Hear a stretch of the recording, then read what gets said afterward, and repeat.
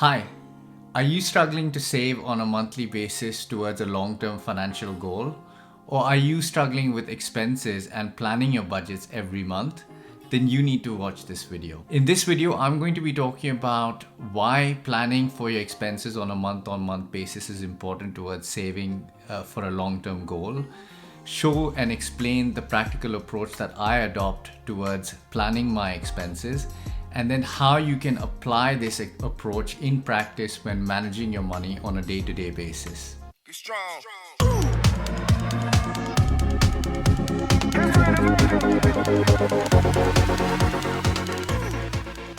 Hello and welcome to The Nimble Nomad. My name is Arjun and this is the channel where we talk about the tips, tricks and hacks to survive and thrive in the UK.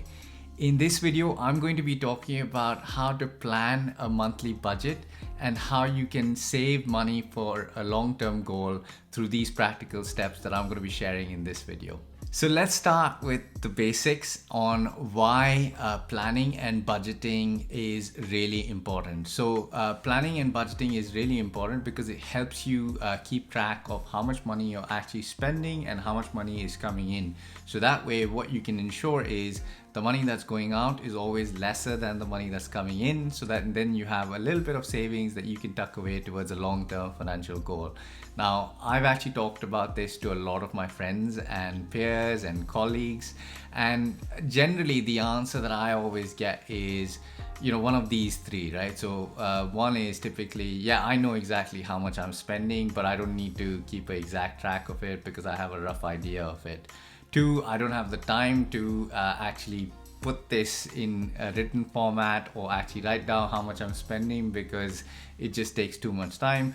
Or the other answer I get, which is probably the worst of the three, is, well, I don't actually want to know how much I'm spending because it just scares me, the thought of seeing how much is going out.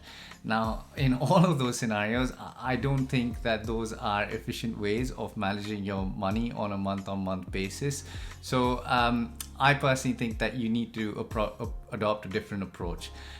Also, just as a point to note, research has actually shown that those people who plan and manage their money in advance of actually spending it are more likely to save money because they're emotionally invested towards a particular goal and how budgets actually work. So it's just a point to note when you're considering with managing money. So let's get started with how people typically save money, because it will provide a good baseline for comparing the typical approach with saving money versus my approach of saving money. Now, there's no correct way or there's no right or wrong way. There's a whole bunch of methodologies that you can adopt, but the underlying fundamental rule with planning and budgeting is that you must write down whatever you are planning to budget for.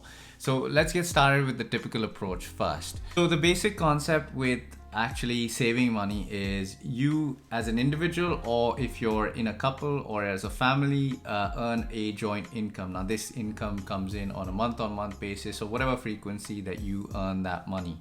Now what happens with this money is essentially life. And what I mean by that is you have life expenses. So you spend money on food, on fuel, on utilities, on your rent and mortgage, and other aspects of life that you need in order to survive in this modern world that we live in. Now, so these are all your fixed monthly outgoings plus discretionary spend that you will actually have.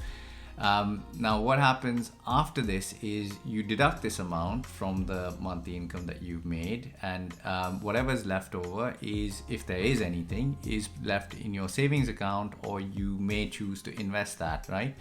Now, what happens over a period of time is a lot of people typically use these savings and then they apply these towards a long-term financial goals. So these long-term financial goals may be, things like buying a car, a wedding, or, buying a house, or that, expensive holiday that you've been eyeing. So this approach is actually okay if you're young or, you don't have any commitments, but it's not actually a very efficient way of saving money or saving towards that long-term financial goal. And the primary reason is because What you're essentially doing in this scenario or in this approach is you're prioritizing earning money and spending money on a month-on-month basis as opposed to saving money. So the priority is, let me earn that money, and as soon as that money comes, I have expenses that I need to pay for or that are left over from my previous month and I need to spend those. So the focus is shifted on spending as opposed to saving, and therefore it's not actually an effective way of going about planning your finances. What is actually the effective way that I have personally tried and proven? So the approach that I just talked about is something I was a victim of a few years ago myself. I generally had a rough estimate, but I always adopted the approach that earn and spend first versus prioritizing saving.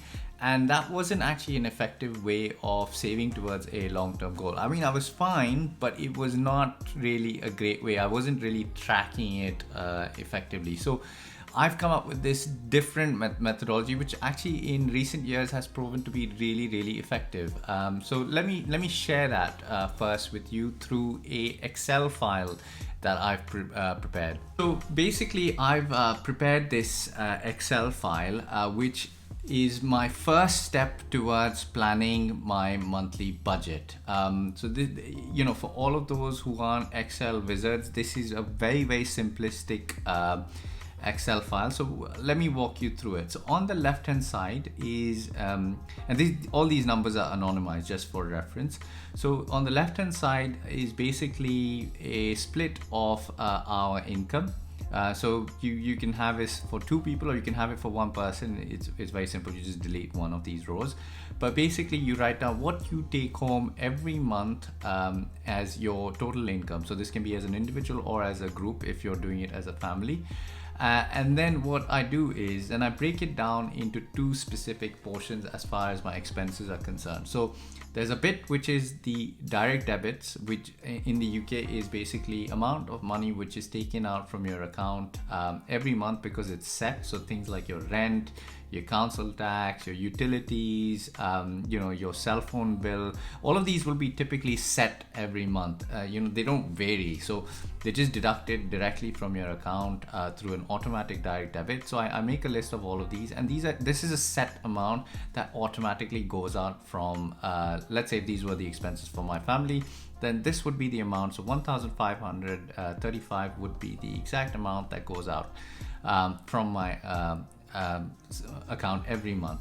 Now, in addition to this, we have also listed out a budget of what our expenses would be from a perspective of other things that we would like to spend. So this is discretionary spend, and this is not typically set on a month-on-month basis. So things like fuel and transport, they vary, right? So right now, for example, we're not traveling as much because we're working from home, but if it was a normal time, we would be spending more money.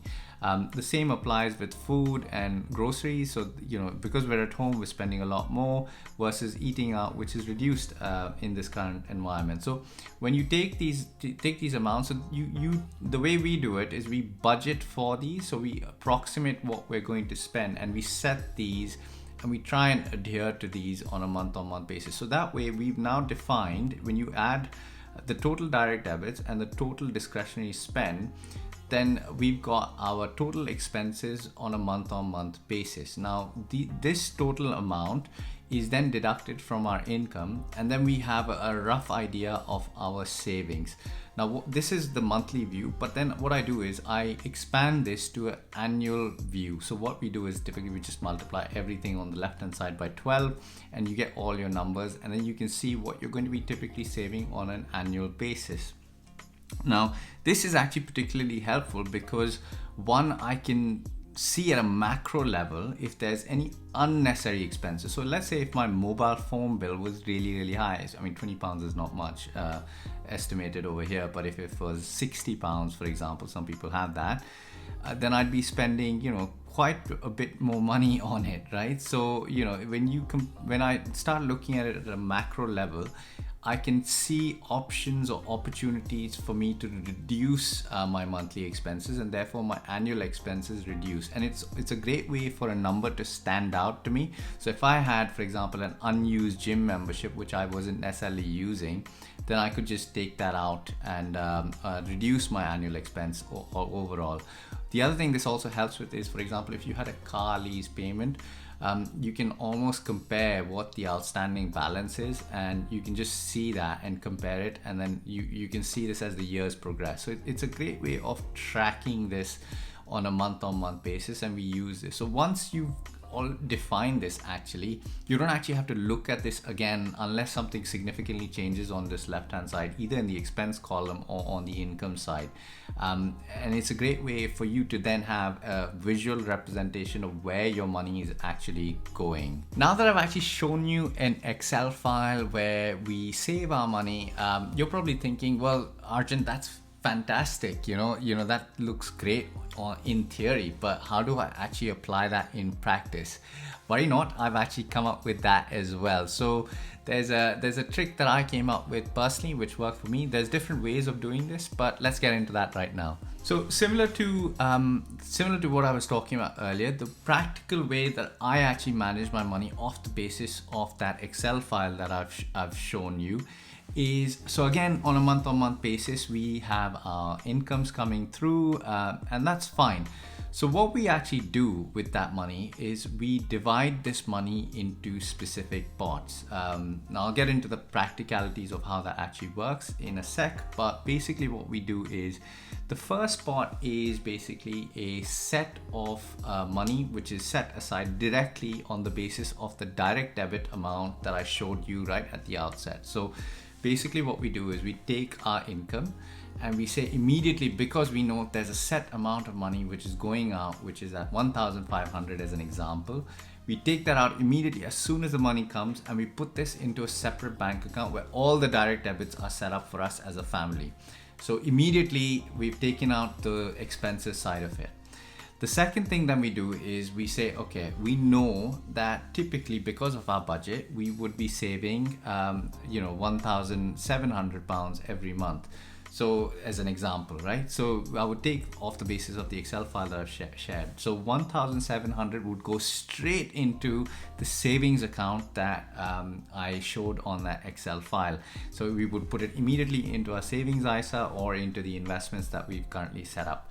So you've automatically taken out your expenses and you've taken out your savings. So now whatever you're left with should typically marry up with the discretionary spend that I showed you earlier. So all the stuff around groceries, going out, shopping, anything that you want to spend on a month-on-month basis, you now have leftover money for that discretionary spend. Now this discretionary spend actually is limited as a pot, so therefore now you will think twice before you go out and splurge on anything, and you will try and maintain a little bit of control as you're working through this pot.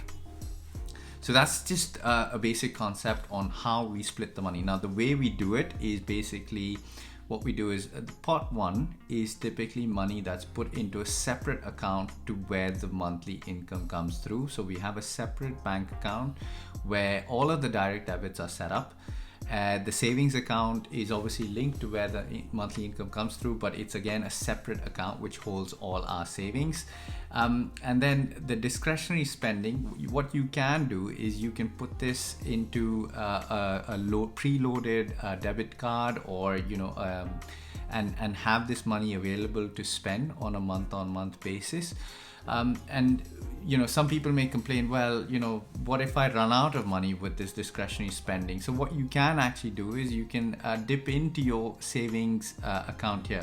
Now, when you are going to do this, you're gonna think twice before you dip into it, because you're already realizing that I've overspent beyond my budget, and now I'm going into my savings to start spending money. So you're automatically now thinking, oh my god, I'm spending way more than I should be this month.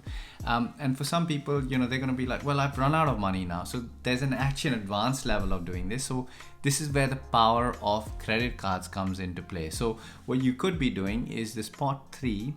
You could, as a family or as an individual, have a credit card which you're using to spend all your discretionary spending on. Card payments are more widely accepted, and credit cards also have a better tracking mechanism because you can actually see where that money is going, and you have a full list of transactions, as opposed to cash where sometimes you can lose it or you don't know where you've spent it. So, and the other advantage with credit cards is it almost gives you another month to pay the bill back. But I would urge you to only use pot 3 as a credit card if you have full control on how you spend your money. So i.e. you wouldn't go crazy with all the expenses that you incur on your credit card. It's only then would I encourage somebody to use a credit card. Otherwise, please stick to a debit card or cash, because it ensures that you have limited amount of funds when spending this money. So that's exactly how we save money and we budget for our expenses. It's a really handy approach that we've adopted to save towards a long-term financial goal, and it's worked actually really well for us personally. Having said that, this may not be the right approach for everybody. However, there are different means and mechanisms. Some people talk about cash envelopes, other people talk about, different credit cards and debit cards. There's all kinds of things that you can do out there, but this is personally something that's worked for me and for my family. Of course, if you got specific ideas, I'd love to hear them. But that's it for this particular video. So if you enjoyed this video, you found this helpful, then please smash that like button.